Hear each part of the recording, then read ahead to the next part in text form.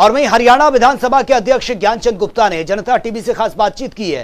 ये विधानसभा पर स्पीकर ज्ञानचंद गुप्ता ने कहा कि इस मॉनसून सत्र से विधानसभा पेपरलेस हो जाएगी। ये विधानसभा के लिए 21 और 22 जुलाई को पंचकुला में प्रशिक्षण कार्यक्रम रखा गया है। 21 जुलाई को विधायकों को ट्रेनिंग भी दी जाएगी और 22 जुलाई को नोडल अधिकारियों को प्रशिक्षण दिया जाएगा।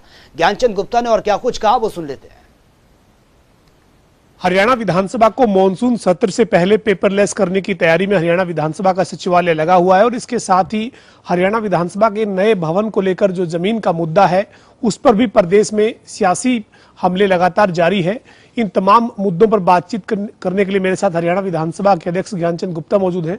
स्पीकर साहब, सबसे पहले आपने पिछले दिनों ये जानकारी दी थी कि मॉनसून सत्र से पहले आप विधानसभा को पेपरलेस करके और मॉनसून सत्र की शुरुआत जो होगी वो पेपरलेस के साथ होगी, तो उसमें कितना आगे बढ़े हैं, क्या तैयारियां चल रही है? देखिए पवन जी, हमारा ये निश्चय है और मुझे पूरी आशा है कि जो हमने एक संकल्प किया था कि अगला जो हमारा मॉनसून सत्र होने वाला है वो ई विधान के द्वारा संचालित होगा। उसी दृष्टि में हमने लगभग तैयारी पूरी कर ली है और उसी को लेकर के 21 जुलाई को हम एक orientation programme ministry of parliamentary affairs के साथ मिलकर के सभी अपने सम्मानित विधायकों को और जो हमारे सभी नोडल ऑफिसर हैं उन सब की ट्रेनिंग का 2 दिन का हमने कार्यक्रम रखा है। 21 तारीख को जो माननीय विधायकों का ट्रेनिंग कार्यक्रम रहेगा, सुबह 11 बजे से लेकर के शाम के 4 बजे तक ये कार्यक्रम होगा। इसी प्रकार से 22 तारीख को जो हमारे नोडल ऑफिसर हैं उन सब की ट्रेनिंग के लिए भी हमने ये ओरिएंटेशन प्रोग्राम 2 दिन इसका आयोजन करने जा रहे हैं। और मैं समझता हूँ कि जैसा हमने कहा कि हमने इस अपनी हरियाणा विधानसभा की गौरव और गरिमा को बढ़ाने के लिए ये ई विधान जो विधानसभा है उसको बनाने का एक जो संकल्प लिया था लगभग 1 वर्ष पहले, उसको हम पूरा करने जा रहे हैं। आज जो आपने तमाम विधायकों के साथ वीडियो कॉन्फ्रेंस की है, चर्चा की है, उसमें वीडियो कॉन्फ्रेंस में ई विधानसभा की तैयारियों को लेकर ही बातचीत हुई है, ओरिएंटेशन कार्यक्रम की ही चर्चा की गई है? हाँ बिल्कुल, देखिए आज जो हमारा 21 और 22 का कार्यक्रम है और जो आने वाला सत्र है उसको लेकर के विधायकों से चर्चा हुई है कि विधानसभा का सत्र मिड अगस्त के अंदर आ सकता है। और दूसरा विधानसभा उस माध्यम से चले, डिजिटलाइज विधानसभा हो, उस दृष्टि से हमने ओरिएंटेशन जो कार्यक्रम है उसके लिए सभी विधायकों को निमंत्रण दिया।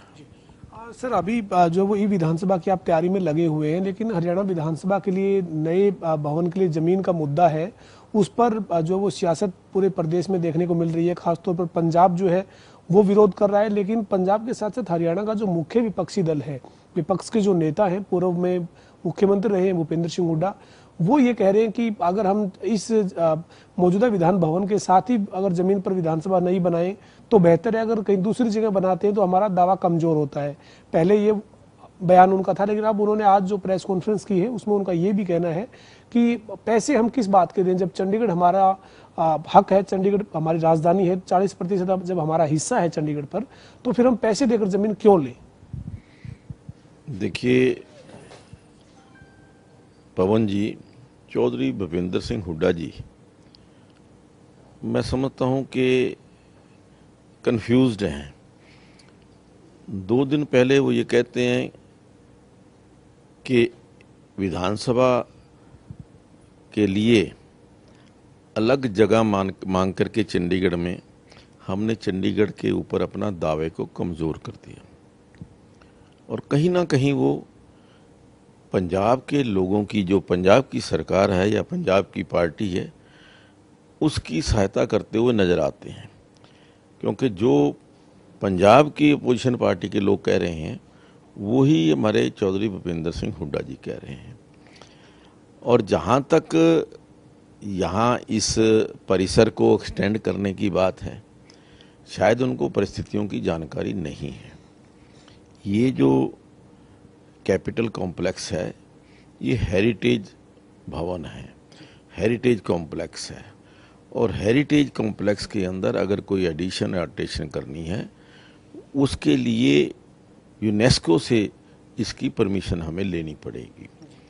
उस चीज़ को देखते हुए, सभी चीज़ों को मद्देनज़र रखते हुए हमने ये निर्णय किया कि बिल्कुल इसी विधानसभा के साथ लगते केवल 5 मिनट के डिस्टेंस के ऊपर जो हमें गृह मंत्रालय की ओर से, चंडीगढ़ प्रशासन की ओर से जो स्थान दिखाया गया है उसके ऊपर हरियाणा विधानसभा का भवन बने। और मैं साथ में ये भी कहना चाहूँगा कि चौधरी भूपेंद्र सिंह हुड्डा 10 साल तक हरियाणा प्रदेश के मुख्यमंत्री रहे। 10 साल से पहले भी कई बार कांग्रेस की सरकार हरियाणा प्रदेश के अंदर रही, लेकिन उन्होंने हरियाणा सदन की गौरव और गरिमा बढ़ाने के लिए कोई एक भी उन्होंने स्टेप नहीं लिया। जिस प्रकार की परिस्थितियों के अंदर आज हरियाणा विधान भवन चल रहा है, जगह की कमी को देखते हुए, आज अगर 66 साल पहले, 50 साल पहले जो हमारा हिस्सा है 13% हिस्सा, उसके लिए चौधरी भूपेंद्र सिंह हुड्डा या कांग्रेस पार्टी आवाज उठाती तो शायद वो 13% हिस्सा हमें मिल गया होता। आज अगर चौधरी भूपेंद्र सिंह हुड्डा पंजाब के कानून जो लगातार 50 साल तक हरियाणा पंजाब के कानूनों के तहत गवर्न होता रहा, अगर उनको बदलने का प्रयास किया होता तो शायद आज हरियाणा विधानसभा की गौरव और गरिमा कुछ और होती। हरियाणा विधानसभा के अंदर जिस प्रकार से आज हमने प्रयास किया है, जहाँ तक 500 करोड़ की बात है या 550 करोड़ की बात है, इसके ऊपर अभी निर्णय होना है। हम लीज के ऊपर भी ले सकते हैं, जगह के बदले जगह भी दे सकते हैं और पैसे के अंदर खरीद सकते हैं। आप ये देखिए कि हरियाणा, यहाँ चंडीगढ़ के प्रदेश के अंदर जो भी कोई एजेंसी या कोई भी व्यक्ति या कोई भी पार्टी कोई स्थान लेती है तो उसके पैसे उसको देने पड़ते हैं। आप दिल्ली के अंदर हरियाणा भवन बना हुआ है, पंजाब भवन बना हुआ है, सभी प्रदेशों के भवन बने हुए हैं, लेकिन सभी प्रदेशों ने अपने अपने वहाँ पर पैसे दिए हैं, पैसे दे करके वहाँ से खरीद करके अपना भवन बनाया है। और मैं ये समझता हूँ कि आज हरियाणा प्रदेश की विधानसभा के गौरव और गरिमा के लिए ये अति आवश्यक है कि सुंदर एक अच्छा विधानसभा भवन चंडीगढ़ के अंदर बने, ताकि जो आज हमें दिक्कतें आ रही हैं, शायद चौधरी भूपेंद्र सिंह हुड्डा को 4 साल के बाद क्या होने वाला है वो भी उनकी शायद दूरदर्शिता नहीं है। आप देख रहे हैं कि डिलिमिटेशन होनी है, प्रस्तावित है, और उस प्रस्तावित डिलिमिटेशन को लेकर वर्ष 2026 के बाद आज जो हमारी विधानसभा की स्थिति है उसमें एक भी जो हमारा विधायक है और अधिक नहीं बैठ सकता। तो जब 20 या 25 विधायक बढ़ जाएंगे तो वो कहाँ बैठेंगे? ये क्या उस दिन सोचेंगे जब हम डिलिमिटेशन हो जाएगी, जब भी विधायक चुन करके आ जाएंगे, या उनको जब हम बैठने के लिए जगह नहीं होगी? ये मैं समझता हूँ कि चौधरी भूपेंद्र सिंह हुड्डा एक ठीक है कि विरोध के नाते विरोध करने के लिए जो विरोधी पक्ष का ये रहता है कि हम विरोध करें, लेकिन जो मुद्दा है उस मुद्दे को, उसकी गंभीरता को न समझते हुए इस प्रकार की बात करना उचित नहीं है। मैं आपसे यही जानना चाह रहा था, 1966 में हम हरियाणा और पंजाब अलग अलग हुए, 1966 के बाद आज 55 साल बीत गए। 55 साल में भूपेंद्र सिंह हुड्डा खुद 10 साल मुख्यमंत्री इस प्रदेश के रहे।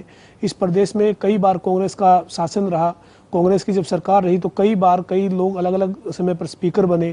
क्या कोई ऐसा रेजुलेशन, कोई ऐसा प्रस्ताव आपके विचाराधीन आया है आपके कार्यकाल में कि कांग्रेस ने कोई भी प्रयास किया हो अलग जमीन का या कोई इस तरह के मुद्दे पर? मैं अभी चौधरी भूपेंद्र सिंह हुड्डा जी का ही जो रेजुलेशन उनकी सरकार के अंदर, उनकी जो पार्टी ने यहाँ किया कि चंडीगढ़ के अंदर हरियाणा हाई कोर्ट के लिए अलग से जमीन जो है वो मिलनी चाहिए, ये उनका रेजोल्यूशन है। अगर वो ये रेजोल्यूशन करते हैं तो उस समय चंडीगढ़ पर हमारा दावा कमजोर नहीं होता। अगर हम ये रेजोल्यूशन करते हैं, हम बात करते हैं, तो हमारा दावा कमजोर होता है।